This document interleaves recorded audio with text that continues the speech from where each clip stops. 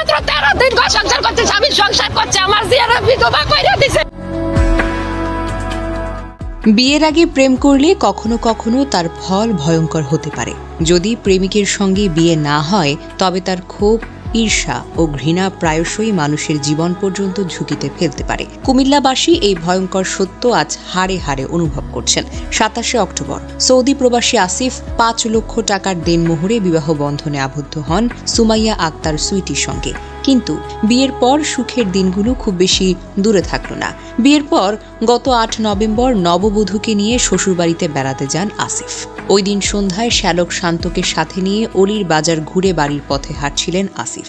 সাদিয়া দারুল উলুম মাদ্রাসার সামনে পৌঁছালে আগ থেকে উৎপেতে থাকা বাপ্পি ও পারভেজ নামে 2 যুবক তাকে এলোপাথারি ছুরিকাঘাত করে পালিয়ে যায়। স্থানীয় গুরুতর অবস্থায় সদর দক্ষিণ উপজেলা স্বাস্থ্য কমপ্লেক্সে নিয়ে গেলে প্রাথমিক চিকিৎসা শেষে ঢাকায় রেফার করা হয়। পরে 14 নভেম্বর সকালে তার মৃত্যু হয়। নিহতের ভাই আরাফাত হোসেন অভিযোগ করেন, স্ত্রী সুমাইয়া আক্তারের বিয়ের আগে প্রেমিক রাব্বি ওরফে বাপ্পি তার ভাইকে পরিকল্পিতভাবে হত্যার চেষ্টা করে। এমনকি এই হত্যাকাণ্ডে স্ত্রী সুইটিরও সম্পৃক্ততা থাকতে পারে বলে দাবি করেন তিনি। বাপ্পির সঙ্গে সুইটির প্রেমের সম্পর্ক ছিল, এই তথ্য আমরা পরে জানতে পারি।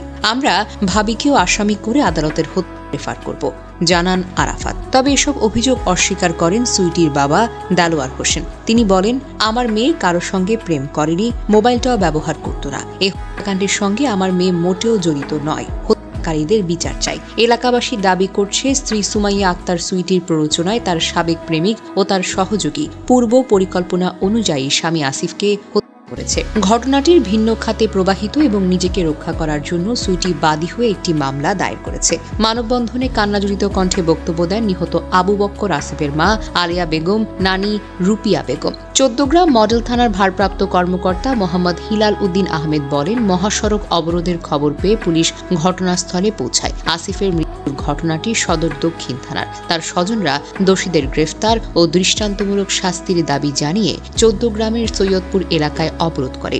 বিষয়টি পুলিশের মহাপরিদর্শক ও কুমিল্লা পুলিশ সুপার জেনেছেন।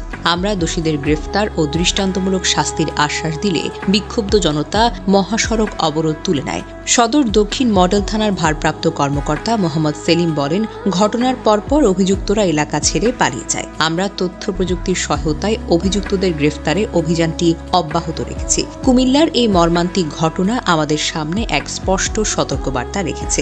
যার সঙ্গে প্রেম তাকেই বিবাহ করুন অথবা প্রেম না করে বিয়ে করুন। প্রেমের মধ্যে যদি প্রতিশোধ, ঈর্ষা বা অন্ধ আগ্রাসনের সম্ভাবনা থাকে, তা অন্ধ আবেগের খোরাক হয়ে মানুষের জীবন এবং প্রিয়জনের নিরাপত্তা বিপন্ন করতে পারে। নিহত আসিফের ঘটনা প্রমাণ করে, বিয়ের আগে প্রেম কখনো কখনো প্রাণঘাতী প্রতিশোধের জন্ম দিতে পারে, যা কেবল পরিবার নয়, পুরো সমাজকেও শিহরিত করে। প্রেমের খেলা যদি পরিকল্পনা ছাড়া, দায়িত্ব এবং সতর্কতা ছাড়া চলে, তা কখনো কখনো জীবনের সবচেয়ে ভয়ঙ্কর অধ্যায় হয়ে দাঁড়ায়।